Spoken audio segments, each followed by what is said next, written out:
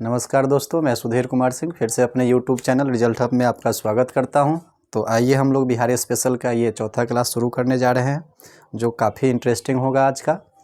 हम लोग पिछले क्लास में देखे हुए थे कि बिहार में महाजनपद काल तक का जो है ना शुरुआत किए हुए थे। आज उसी को जो है ना आगे से है ना जारी करेंगे।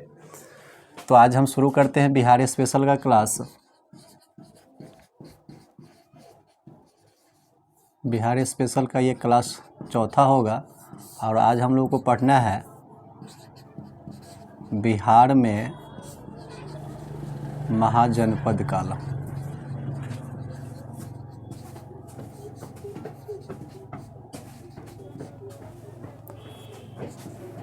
तो इस टॉपिक के ऊपर आज क्लास रहेगा बेसिकली। तो आइए शुरू करते हैं। जैसा कि पिछले क्लास में हम लोग जाने थे कि प्राचीन इतिहास में जो पाषाण युग था, पाषाण युग, ताम्रपाषाण युग, नवपाषाण युग, कांस युग, इन सभी के जो है युग का अवशेष अपने बिहार से मिले हैं। और बिहार के कुछ ऐसे 5 जगह है जहां से वो अवशेष मिले थे। जैसा कि आपको बताए थे कि सारण में एक जगह है चिरांद, जहां से प्राचीन काल के अवशेष मिले हैं, पाषाण काल के अवशेष मिले हैं। उसके बाद जो है ना वैशाली में है एक चेचर है जगह, वहाँ से मिला है। चेचर के बाद नीचे पटना मनेर में मिला है। मनेर के बाद जो है गया में ताराडीह में जो है पाषाण युगीन जो है ना अवशेष मिले हैं। और रोहतास में सेनवार नाम के जगह पर जो है प्राचीन काल के अवशेष मिले थे। ये भी बताए हुए थे कि हड़प्पा सभ्यता के लोग अपने बिहार में प्रवेश नहीं किए हुए थे, क्योंकि वे लोग ऊपर के ही क्षेत्र में भारत के जो है राजस्थान, गुजरात और उत्तर प्रदेश के तरफ के ही क्षेत्रों में रहा करते थे। वो प्रथम नगरीकरण था हड़प्पा सभ्यता। उसके बाद जो है दूसरा युग शुरू हुआ ऋग्वैदिक काल। तो ऋग्वैदिक काल में जो आर्य लोग रहते थे, तो आर्य लोग भी जो है बिहार में उस समय नहीं आए। तो जब ऋग्वैदिक काल शुरू हुआ था तो उस समय जब बिहार में आर्य लोग नहीं आए, तो बिहार के जो है ना मूल निवासी उस समय अनार्य जाति थे। आर्य का मतलब होता है श्रेष्ठ जाति। तो बिहार में उससे पहले आर्य लोग नहीं रहते थे। उसके बाद दूसरा युग शुरू हुआ जिसको बोलते हैं उत्तर वैदिक काल। तो उत्तर वैदिक काल के आर्य जो है ना बिहार में प्रवेश किए हुए थे। और पहला जो है ना उत्तर वैदिक काल के जो आर्य थे, जिनका नाम था विदेह माधव, और वही विदेह माधव पहले सरस्वती नदी के किनारे रहते थे। और वही सरस्वती नदी के किनारे से होकर के बिहार में गंडक नदी से होकर के, गंडक नदी को पहले सदानीरा नदी के नाम से जाना जाता था। बिहार के मैप के जरिए इस बात को हम लोग समझेंगे।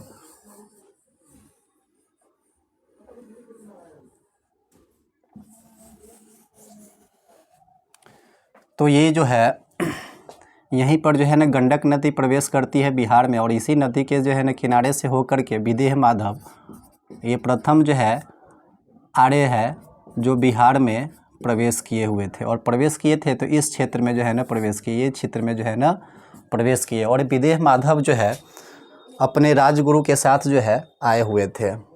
विदेह माधव के यह जो है ना राजा बने, यहाँ का राज्य जो है ना चलाने लगे।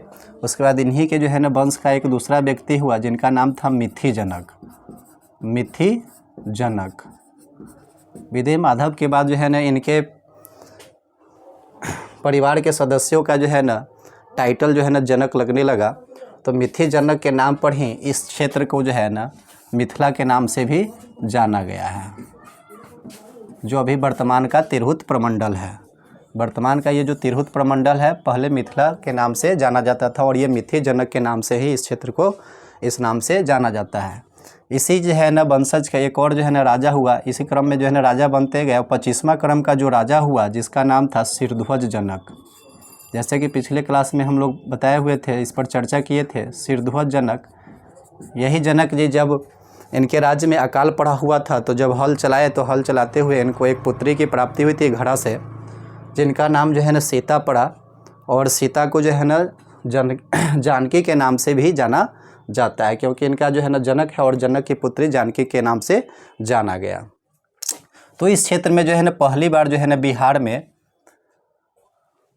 आर्यों का जो है ना प्रवेश हुआ। धीरे धीरे ये लोग अपना राज करने लगे। धीरे धीरे इनकी जनसंख्या में वृद्धि हुई। तो यहाँ से ही एक राजा आकर के यहाँ के क्षेत्र में जो है ना बस गए, यानी कि यहाँ पर जो है ना वैशाली क्षेत्र है पड़ता है अभी वर्तमान में। तो यहाँ से एक राजा जो आया, उस राजा का नाम ही था विशाल। और इसी विशाल राजा के नाम पर इस क्षेत्र का नाम वर्तमान में अभी वैशाली पड़ा हुआ है। ये वैशाली पड़ा। धीरे धीरे यहाँ भी जो है ना ये राजा जो बने विशाल राजा, इनका भी जो है ना क्षेत्र विस्तार, जैसे जैसे जनसंख्या बढ़ा ये भी अपना क्षेत्र विस्तार करते गए। फिर इसी राजा का एक और जो है ना दूसरा राजा, जब इनका जो है ना परिवार बढ़ गया तो इसी में से एक राजा आकर के इस क्षेत्र में भागलपुर और मुंगेर के क्षेत्र में आकर के जो है ना बस गए, जिस राजा का नाम था अंग। और इसी जो है ना अंग राजा के नाम पर इस क्षेत्र का भी जो है ना अंग नाम पड़ गया, जो वर्तमान के अभी भागलपुर और मुंगेर के जो है ना नाम से जाना जाता है। तो आज खास करके अंग के बारे में हम लोग जानेंगे। उसके बाद यहाँ से जो है ना अंग के बाद जो है यहाँ के क्षेत्र में जो है ना एक और जो है वंश का जो है ना शुरुआत हुआ, जिसके बारे में इस क्लास में चर्चा करेंगे। बाद में ये क्या हुआ, मिथिला और वैशाली दोनों जो है एक जो है ना एक साथ मिल गया और एक संघ का निर्माण किया। और इस संघ का निर्माण करने के बाद यह जो है ना संघ का नाम पड़ा वज्जी संघ। जैसे कि पिछले वीडियो में हमने बताया था, तो मिथिला और वैशाली मिलकर के एक संघ बनाया, जिस संघ का जो है ना नाम पड़ा वज्जी संघ। और विश्व का सबसे पहला गणतंत्र जो है अपने ही बिहार में स्थापित हुआ। और यहाँ पर ही सर्वप्रथम जो है ना राजा का चुनाव जो है ना जनता के द्वारा प्रत्यक्ष रूप से करवाया गया, क्योंकि यहाँ पर दो राज्य जो है ना आपस में मिला, तो यहाँ पर जो है ना दोनों राजा में ये मतभेद होने लगा कि अब राजा कौन बनेगा, वैशाली का राजा बनेगा या मिथिला का। तो दोनों में कहा कि कोई बात नहीं है, जनता के ऊपर छोड़ दिया जाए, जनता जिसको चूज कर ले हम लोग उसको राजा मान लेंगे। तो यहाँ पर विश्व का प्रथम गणतंत्र जो है ना वज्जी संघ में जो है ना स्थापित हुआ। इसके बाद यहाँ पर अंग जो है, अंग के जो है ना राजधानी जो है इन्हीं के पुत्र था एक। तो आज जो है ना खास करके अंग के बारे में जानेंगे। अंगराज्य या इनको अंग क्षेत्र भी बोलेंगे। तो अंग जो है क्षेत्र का जो राजा था या संस्थापक जिसको बोलेंगे, अंग का संस्थापक राजा अंग खुद थे। राजा अंग के ही नाम पर इस क्षेत्र का अंग नाम पड़ा। अभी जो है ये जो अंग जो राज्य है जो पहले का, अभी का वर्तमान जगह है इसका भागलपुर और मुंगेर। भागलपुर और मुंगेर वर्तमान में, तो भागलपुर और मुंगेर को मिलाकर के पहले अंग क्षेत्र था। राजा अंग के ही एक जो है ना पुत्र हुए, जिस पुत्र का नाम था चंप। और यही चंप जो है जब राजा बना तो इसने एक चंपा शहर की स्थापना किया। और यही चंपा शहर, एक चंपा नाम की नदी भी है जो ये अंग को मगध से क्या करता है, अलग करता है, यानी सीमा जो है ना बनाता है, अंग को मगध से अलग करता है। तो चंपा शहर भी है और ये चंपा शहर जो है ना राजा चंप के नाम पर बसाया गया था। और यही जो है अंग का राजधानी भी बना, यानी कि अंग की राजधानी चंपा बना। उसके बाद इसी जो है अंगराज्य में जब चंप के बाद जो है इसी जो है ना अंग क्षेत्र के एक व्यक्ति को, जब एक व्यक्ति गंगा नदी के किनारे, क्योंकि भागलपुर में भी जो है ना गंगा नदी जो है ना बहती है, तो गंगा किनारे एक व्यक्ति जिसका नाम अधिरथ है, अधिरथ को जो है लकड़ी के बक्से में तैरता हुआ एक बालक जो है मिला। और वही बालक जो है बाद में जा कर के कर्ण हुआ, जिसको हम लोग महाभारत में जो है ना देखे हुए थे, पढ़े हुए थे कि महाभारत में कर्ण हुआ, जो दुर्योधन के साइड से पांडवों से जो है ना युद्ध किया हुआ था। तो कर्ण की धरती जो है भागलपुर और मुंगेर की ज़िला है। अगर पूछा जाए कि कर्ण की धरती या कर्ण जो है ना किस जो है क्षेत्र से बिलोंग करते हैं, तो भागलपुर और मुंगेर के क्षेत्र से बिलोंग करते हैं। तो कर्ण भी अंग का जो है ना राजा बना। ये सब तो हो गई जो है पौराणिक कथाओं के ऊपर आधारित बात है। खास करके इसमें से आपसे पूछा जाएगा कि जो है ना अंग क्षेत्र का जो है ना संस्थापक कौन है, तो अंग है। वर्तमान क्षेत्र में ये अंग कौन है, तो भागलपुर और मुंगेर, और इसकी राजधानी का है तो चंपा। कर्ण का जो है पुत्र था एक, जिसका नाम है वृषसेन। तो कर्ण की मृत्यु के बाद जो है अंग का राजा वृषसेन बना। और इसका जो अंतिम राजा था, अंतिम जो शासक है, इस अंतिम शासक का नाम है, अंतिम शासक अंग का है ब्रह्मदत्त। ब्रह्मदत्त। ये रहा अंग के बारे में। अंग के बारे में जो है ना ज़्यादा करके यही पूछा जाता है, वर्तमान क्षेत्र, राजधानी है ना, और कर्ण की धरती। उसके बाद जब यहीं के बगल में जो है ना, भारत के मैप पर देखेंगे तो बगल में उड़ीसा पड़ता है, यानी कलिंग। पहले जो है ना उसको कलिंग के नाम से जाना जाता था उड़ीसा को। तो कलिंग में ही पहले एक वंश था जिसका नाम था चेदी वंश, और चेदी वंश का ही एक व्यक्ति हुआ जो राजा हुआ, जो अपने क्षेत्र से यानी बिहार में आकर के, यानी कि यहाँ पर गया और जहानाबाद के क्षेत्र में एक जो है ना राज्य की स्थापना किया। और ये जहानाबाद की जो गया का क्षेत्र है, इसी क्षेत्र का नाम पड़ा मगध। तो हम लोग खास करके आज मगध के बारे में पढ़ेंगे। और यहाँ से जो व्यक्ति आया यहाँ पर राज करने, उस व्यक्ति का नाम है बृहद्रथ। तो हम लोग शुरू करते हैं मगध के बारे में। तो आज हम लोग मगध की जो है ना चर्चा करेंगे। मगध, तो मगध का कहा जाए तो मगध का जो है ना सबसे प्राचीनतम वंश जो है ना कौन था जो मगध के ऊपर शासन किया? तो मगध के ऊपर जो प्राचीनतम वंश है वो सबसे प्राचीनतम वंश है बृहद्रथ वंश। तो सबसे प्राचीनतम जो है मगध का वंश जो है जो इस पर शासन किया वो है बृहद्रथ वंश।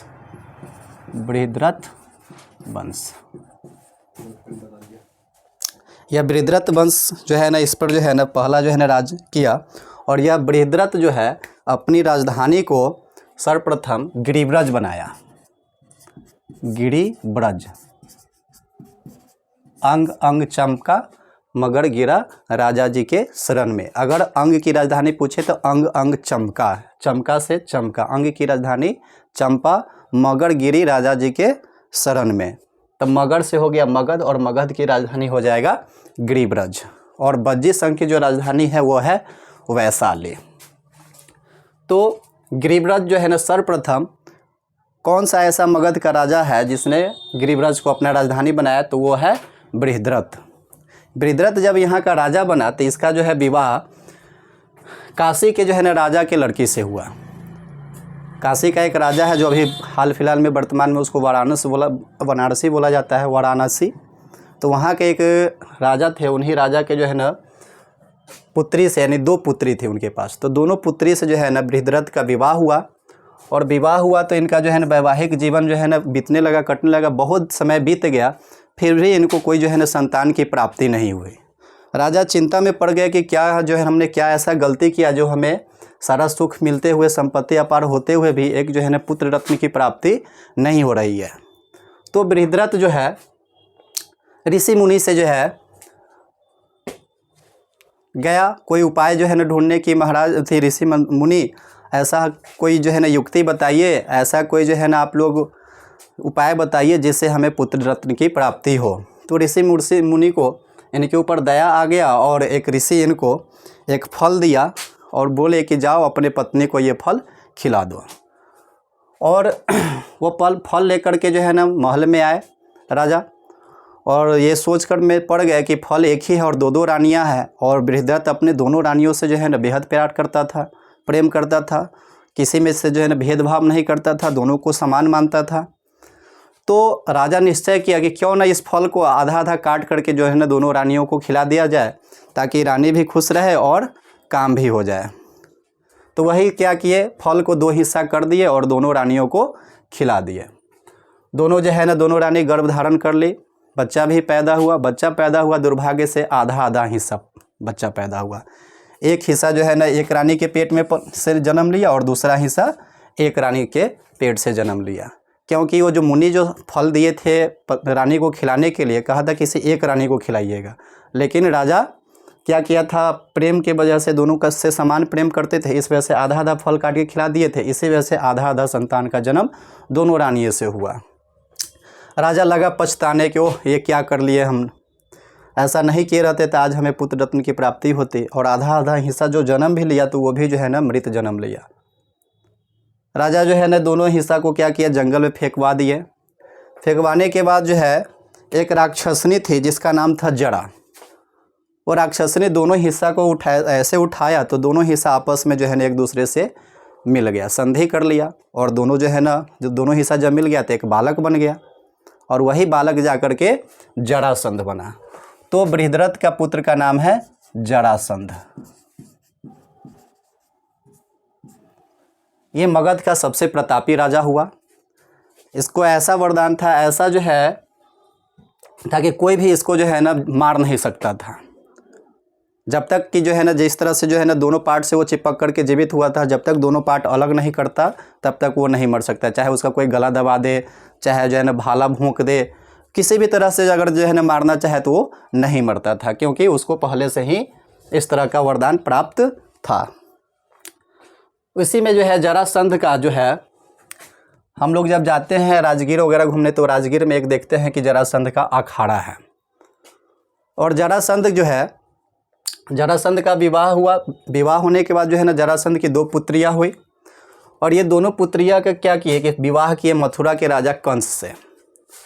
दोनों पुत्री का विवाह ये जरासंध जो है अपनी दोनों पुत्री का विवाह कंस से किया। और कंस क्या किया, कंस जो है अपनी बहन और बहनोई को जो है ना कारागार में कैद करके रखा हुआ था, जिससे कृष्ण का जन्म हुआ। और वही कृष्ण जी क्या किए थे, कंस का जो है ना हत्या कर दिए हुए थे, जिससे जरासंध को बहुत गुस्सा आया, क्योंकि उसके 2 पुत्रियों को विधवा बना दिया था श्री कृष्ण ने।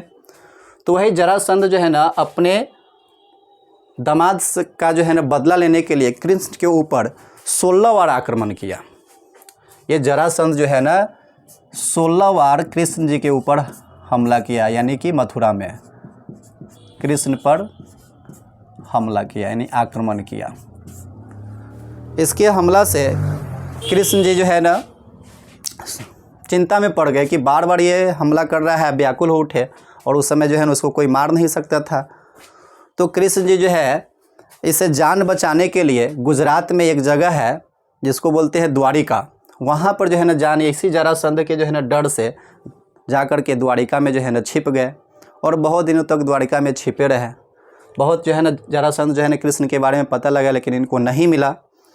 फिर कुछ दिन के बाद जब समय बीतता है तो कृष्ण, अर्जुन और भीम ये तीनों जो है रूप बदल करके फिर से जरासंध के पास आते हैं, देखने की जरासंध के अंदर में अभी भी प्रतिशोध का ज्वाला भभक रहा है या शांत हो गया। लेकिन जैसे ही जरासंध को कृष्ण के ऊपर जो है ना ध्यान गया तो जरासंध पहचान लिए, क्योंकि ये लोग तो भेष बदल के आए थे, ऋषि मुनि का भेष बना करके आए हुए थे, फिर भी पहचान लिए। कहा कि कृष्ण तुम जो है ना छलिया है, तुम ऐसे ऐसे भाग गया था मेरे जो है ना दामाद को मार करके। तो कृष्ण ने बोला कि हम भागे नहीं, हम तो तुम्हारे पास आए हैं, तुमको जैसे लड़ना है आओ लड़ लो। तो जरासंध उस समय जो है, उस समय का जो लड़ाई होता था उसमें पहलवानी होता था, कुश्ती होता था। और उस समय कृष्ण भगवान उतना शरीर से जो इतना बलिष्ठ थे नहीं, नाटे कट के थे। अर्जुन भी उतना हट्ठा कट्ठा नहीं था, लेकिन भीम था, विशालकाय शरीर था, हट्ठा कट्ठा था और हाइट में भी ज़्यादा था। तो जरासंध जो है ये तीनों में से जो है भीम को ही चुना। और कृष्ण ने बोला था कि तुमको ये तीनों में से जिससे लड़ाई करना है तुम खुद से चूज कर सकते हो। तो वही जरासंध जो है ना भीम से पहलवानी करने का जो है चुनाव किया। दोनों में खूब जो है युद्ध हुआ, खूब पटका पटकी हुआ, मल युद्ध चलने लगा। बहुत बार जो है ना भीम उसको पटक करके बेहोश कर दिया, एकदम चित कर दिया, फिर भी जो है ना जरासंध नहीं मरा, क्योंकि पहले से ही उसको वरदान था कि जब तक दोनों पार्ट को अलग कर करके 2 अलग अलग हिस्सों में नहीं फेंका जाएगा तब तक जरासंध की मृत्यु नहीं होगी। तो वही हुआ। भीम भी जो है ना बहुत प्रयास कर गया मारने को जरासंध को, लेकिन वो नहीं हुआ। अंत में जो है ना बहुत जब थक गया जरासंध, बेहोश पड़ा हुआ था, तो कृष्ण क्या किए, इशारा किए, एक नीचे से तिनका उठा लिया और तिनका को 2 हिस्सा में ऐसे करके और दोनों को अलग अलग दिशाओं में फेंका। भीम को दिखा करके, भीम को जो है ना इशारा करके, भीम उस इशारा को समझ गया और जरासंध का एक पैर पर अपना पैर रख करके दूसरे हाथ से क्या किए, दोनों पार्ट को अलग किए और 2 अलग अलग हिस्सा में फेंके, जिससे जरासंध की मृत्यु हो गई। तब जो है जरासंध के मृत्यु के बाद मगध का एक राजा बना, वही जो है जरासंध का पुत्र, जिसका नाम है वासुदेव। वासुदेव ये जरासंध का पुत्र हुआ। ये कृष्ण भक्त था, कृष्ण को जो है ना बहुत ज़्यादा मानते थे। इसके बाद इसका जो अंतिम जो राजा था, जिसका नाम था रिपुंजय।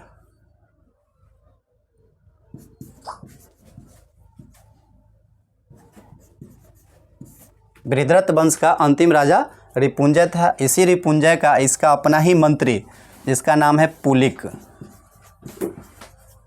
ये रिपुंजय का अपना ही मंत्री रहता है और यही पुलिक क्या करता है, रिपुंजय की हत्या कर देता है। और हत्या करने के बाद ये पुलिक खुद जो है ना चाहता है कि यहाँ का राजा बने, लेकिन एक और व्यक्ति रहता है जिसका नाम है भातिया। ये भातिया क्या करता है, पुलिक की हत्या करके और खुद अपने बेटे, एक 15 वर्षीय पुत्र रहता है जिस पुत्र का नाम है बिंबिसार। तो 15 वर्षीय पुत्र बिंबिसार को मगध का राजा बनाता है और यही बिंबिसार जो है मगध का राजा बनता है। और यहीं से हम लोग मगध के उत्कर्ष के बारे में पढ़ेंगे और यहीं से महाजनपद काल शुरू होगा। और ये महाजनपद काल जो 16 महाजनपद काल है, 16 महाजनपद काल, ये द्वितीय नगरीकरण के नाम से भी जाना जाता है। द्वितीय नगरीकरण, प्रथम नगरीकरण आप लोग जानते होइएगा हड़प्पा सभ्यता, जिसमें प्रथम नगरीकरण का जो है ना बहुत साक्ष्य मिला है, प्रमाण मिला है।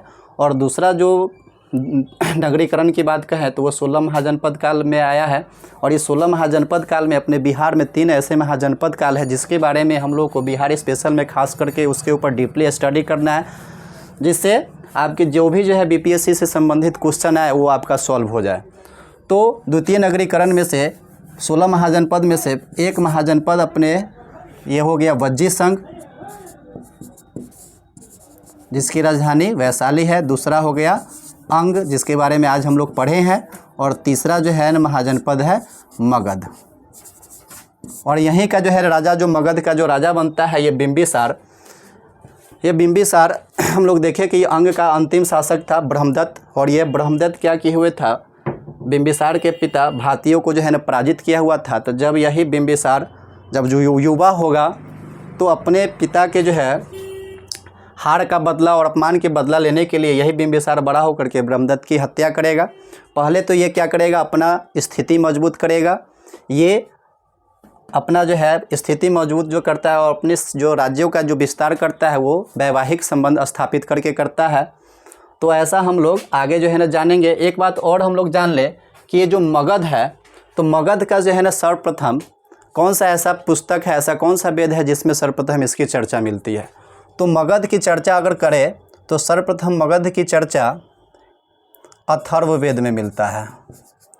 अथर्ववेद, ये अथर्ववेद है जिसमें पहली बार मगध शब्द की चर्चा मिलता है। मगध, तो अथर्ववेद है जिसमें मगध शब्द की चर्चा मिलती है। एक और जो है ना वेद है ऋग्वेद। ऋग्वेद में एक शब्द का जिक्र है जिस शब्द का नाम है कीकट। यही कीकट शब्द को बाद में मगध से जो है ना जोड़ा गया कि पहले जो है मगध को कीकट जो है ना क्षेत्र के नाम से जाना जाता है, लेकिन ये बाद में जाना गया कि ये कीकट को जो है ना मगध के नाम से पहले जाना जाता है। सॉरी, कीकट जो शब्द है वो मगध से ही संबंधित है, यानी मगध के ही समान शब्द है। अथर्ववेद में सर्वप्रथम मगध की चर्चा है। वैसे बिहार की बात करें तो बिहार की जो है ना चर्चा हमने बताया था कि यजुर्वेद से संबंधित एक पुस्तक है शतपथ ब्राह्मण, जिसमें बिहार के भौगोलिक क्षेत्र के बारे में सर्वप्रथम चर्चा है। और यहाँ हम लोग देखें कि मगध जो है ना, मगध का सर्वप्रथम चर्चा है तो अथर्ववेद में है मगध का, और ऋग्वेद में कीकट शब्द का प्रयोग किया गया है मगध के लिए। तो ये जो अभी तो हम लोग ने रफ एरिया मतलब रफ के माध्यम से आपको ये बताए हैं, बाद में इसी को सजा करके लिख दिया जाएगा, जो कि हम लोग हर वीडियो में आपको बताते हैं, सजा करके लिख दिया जाएगा, जिससे आप लोग नोट बना लीजिएगा और इसको जो है ना अच्छे से रिवाइज कर लीजिएगा, स्क्रीनशॉट कर लीजिएगा और नोट्स तैयार कर लीजिएगा। तो यहाँ से जब बिंबिसार जब मगध का राजा बनता है तो यहीं से जो है महाजनपद काल शुरू होता है। उसके बाद जो है ना बिंबिसार राजा बनता है तो यहाँ से जो वंश शुरुआत होता है उस वंश का नाम है हर्यक वंश। हर्यक वंश। तो हम लोग हर्यक वंश अगले वीडियो में देखेंगे। तब तक के लिए कुछ देर जो है ना रुक जाइए, इसको सजा करके लिख देते हैं, फिर इसका स्क्रीनशॉट ले लीजिएगा।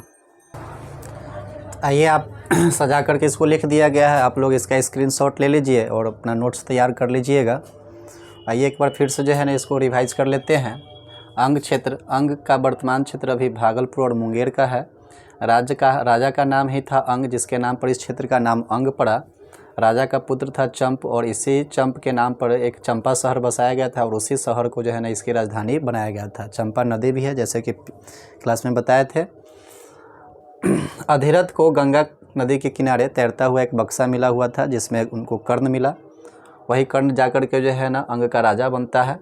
कर्ण का बेटा वृषसेन था और इसमें का जो है अंग का जो अंतिम शासक है वो है ब्रह्मदत्त। उसके बाद से हम लोग जो है ना पढ़े थे मगध। मगध के बारे में सर्वप्रथम जो है उल्लेख अथर्ववेद में मिलता है मगध शब्द के लिए। ऋग्वेद में मगध क्षेत्र के लिए किकट प्रदेश का उल्लेख किया गया है। पहले किकट प्रदेश को ही जो है ना मगध से जोड़ा गया है। मगध का प्राचीनतम राजवंश के बारे में बात करें तो बृहद्रथ वंश सबसे प्राचीनतम वंश है। बृहद्रथ का ही पुत्र था और बृहद्रथ वंश जो था ये चेदी वंश के राजा वसु के पुत्र ब्रह्मदत्त था। ये चेदी वंश जो है ना उड़ीसा यानी कलिंग के क्षेत्र में शासन करता था और यहीं से बृहद्रथ जो है आया था आपको ये गया, पटना और जहानाबाद के क्षेत्र में राज करने, और यही जो है अपनी राजधानी को गिरिब्रज बनाया। बृहद्रथ का पुत्र था जरासंध, जिसको हम लोग कहानी के माध्यम से आपको बताए हैं। जरासंध बहुत ही प्रतापी राजा होता है इस वंश का। ये जो है ना इसका संबंध भी जो है ना मथुरा के राजा कंस से रहता है। कंस इसका दामाद रहता है। दोनों पुत्रियों का जो है शादी भी कंस से ये करते हैं। कंस की जो हत्या कृष्ण भगवान कर देते हैं तो वही जरासंध उससे बदला लेने के लिए मथुरा पर 16 बार आक्रमण करते हैं और इसके आक्रमण से उब करके कृष्ण जी मथुरा छोड़ करके चले गए थे गुजरात में, जहाँ पर पड़ता है द्वारिका, और वहाँ पर छिप गए थे। इनके जो है ना आतंक के से आकुल होकर के फिर कुछ समय के बाद देखे थे कि जो है ना कृष्ण जो है रूप बदल करके अर्जुन और भीम के साथ फिर जो है ना अपने बिहार में आए थे जरासंध के पास पता करने की इसके अंदर का क्रोध जो है ना शांत हुआ कि नहीं हुआ। लेकिन क्रोध तो शांत हुआ नहीं था। जैसे नज़र पड़ा जरासंध का कृष्ण के ऊपर तुरंत पहचान गया और युद्ध के लिए ललकार दिया। और युद्ध में भीम के साथ जरासंध का खूब जो है ना पहलवानी होता है, मल्ल युद्ध चलता है, जिसमें भीम इसको जो है आधा आधा हिस्सा करके 2 अलग अलग हिस्सों में फेंकता है जिससे इसकी मृत्यु हो जाती है। उसके बाद इसके बाद जो है ना जरासंध का पुत्र जो है ना वासुदेव राजा बनता है मगध का। उसके बाद इसका जो अंतिम राजा है वह है रिपुंजय, और इसी रिपुंजय की हत्या उसी का मंत्री पुलिक कर देता है और बाद में पुलिक की हत्या भातिया करता है और अपने पुत्र बिंबिसार को मगध का शासक बनाता है। और यहीं से 6ठी सदी, ये जो समय है 6ठी सदी ईसा पूर्व की समय है। इसी समय में द्वितीय नगरीकरण की प्रक्रिया शुरू हुई थी और इसमें कुल 16 महाजनपद बना हुआ था, जिस 16 महाजनपद में से बिहार में 3 महाजनपद का निर्माण हुआ, जो हम लोग मगध, अंग और एक और जो है ना पड़ा था वज्जी। यहाँ पर हम लोग लिख लिए हैं बिहार में कौन कौन सा जो है ना महाजनपद पड़ता है। तो पहला है वज्जी महाजनपद, जिसकी राजधानी वैशाली है। वर्तमान में अभी वैशाली मुजफ्फरपुर सीतामढ़ी का जो इलाका है ये वज्जी संघ के नाम से पहले जाता था। विश्व का सबसे प्रथम गणतंत्र यहीं पर स्थापित हुआ था, यहीं पर जनता के द्वारा राजा का चुनाव हुआ था। उसके बाद दूसरा महाजनपद अंग है, जिसकी राजधानी चंपा है और इसका वर्तमान क्षेत्र अभी भागलपुर और मुंगेर का है। तीसरा महाजनपद मगध है, जिसकी राजधानी गिरिब्रज है, और अभी के वर्तमान क्षेत्र में अगर देखा जाए मगध को तो ये गया, पटना, जहानाबाद और जहानाबाद से ही अलग हुआ है एक और ज़िला अरवल। तो ये सब जो है ना इलाका मिला करके पहले मगध था। तो उम्मीद करता हूँ ये वीडियो आप लोगों को अच्छा लगा होगा तो ज़रूर हमें लाइक कीजिएगा, सब्सक्राइब कीजिएगा, ताकि फिर से हमें एक एनर्जी मिले और इस एनर्जी के साथ फिर दूसरे वीडियो में इससे अच्छा हम लोग करेंगे। तब तक के लिए धन्यवाद। फिर मिलते हैं अगले वीडियो में।